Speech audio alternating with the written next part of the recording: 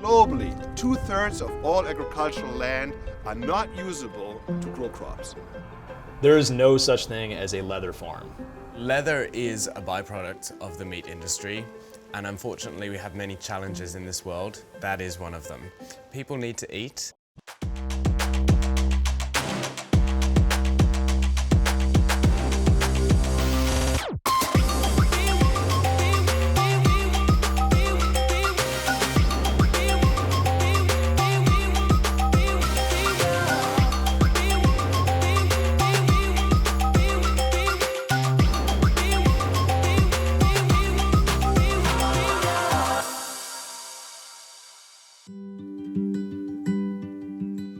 I think there's definitely a disconnect between people and their food source. I think it's really important that people learn more about agriculture and where their food comes from. We have a great opportunity in our hands right now. The future is not defined. We have to produce a lot of food in very efficient ways in order to feed all of those people.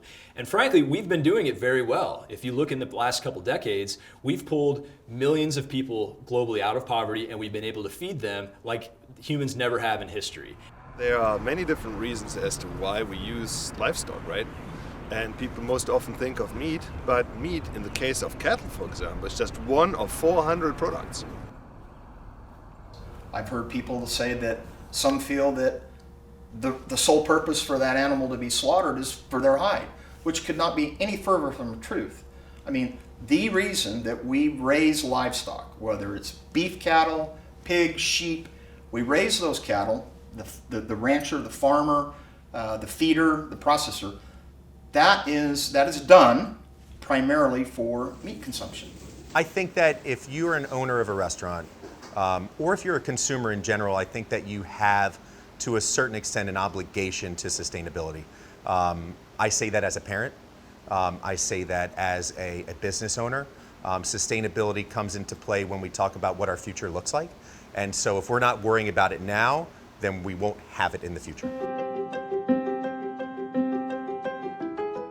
Yeah, so we are 45 minutes north of San Francisco. We're about 30 minutes east from the Point Reyes National Seashore.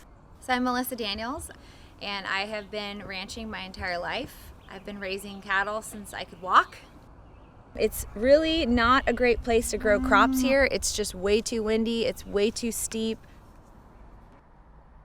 It's worth understanding that around the world, different regions, different landscapes, different land is not capable of delivering the same outputs. So we have grasslands, we have wetlands, we have deserts, we have really good grazing land, and we have really good arable land. But you can't produce crops on all land around the world. Not just in California, not just in the UK, but globally, 2/3 of all agricultural land are not usable to grow crops. They are what's called marginal lands, and the only land use for those marginal lands is through ruminant livestock such as cattle. Cattle, sheep, they are built, their stomachs are built to digest plant material that we as humans cannot consume. A lot of times that plant material is in locations that we as humans cannot get to. The beauty of these animals is that they can utilize those marginal lands, that they can utilize the areas that we cannot crop.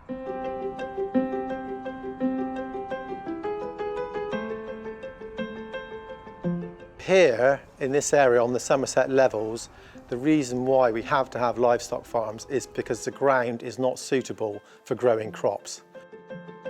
Far too wet for arable land, so it is livestock and cattle are really your only option.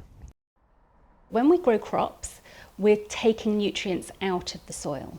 And we do have to replace those nutrients to keep it sustainable for the future. What livestock grazing can do is enhance that soil health. This area right here, as you can see, the grass is nice and green. The cattle eat the grass here, and then they produce manure, and the manure fertilizes the soil, puts carbon back in the soil, and it brings back healthy growth.